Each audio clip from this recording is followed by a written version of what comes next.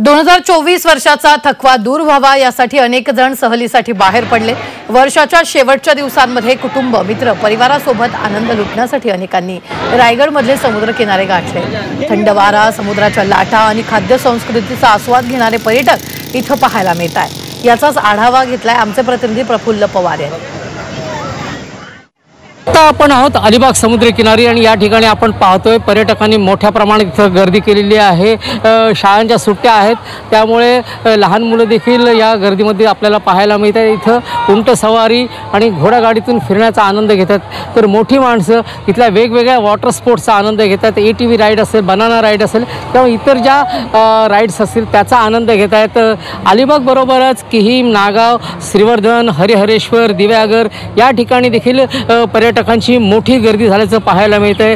आज सरत्या वर्षाला निरोप देण्याबरोबरच रात्री उशिरापर्यंत नववर्ष स्वागताचा आनंद जो आहे तो लुटण्यासाठी केवळ मुंबई पुण्याचेच नव्हे तर राज्याच्या अनेक भागातून पर्यटक या ठिकाणी दाखल झालेले आहेत। या पर्यटकांच्या सुरक्षेसाठी देखील स्थानिक प्रशासनानं वेगवेगळ्या सुविधा ठेवण्यात आलेल्या आहेत। इथं सुरक्षा रक्षकांची नेमणूक करण्यात आलेली आहे। त्याचबरोबर पोलीस यंत्रणेने विशेष काळजी घेतलेली आहे। खास करून रात्री दारू पिऊन महिलांची छेडछाड करण्याचे प्रकार होत असतात आणि हे रोखण्यासाठी साध्या वेशातील पोलीस तैनात करण्यात येणार आहेत। त्याचबरोबर विशेष महिला पोलीस पथक देखील तैनात असेल।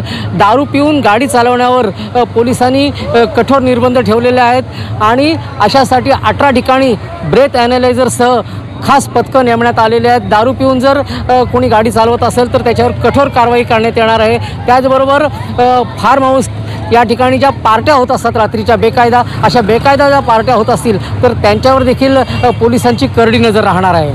प्रफुल्ल पवार, G24 तास, रायगड।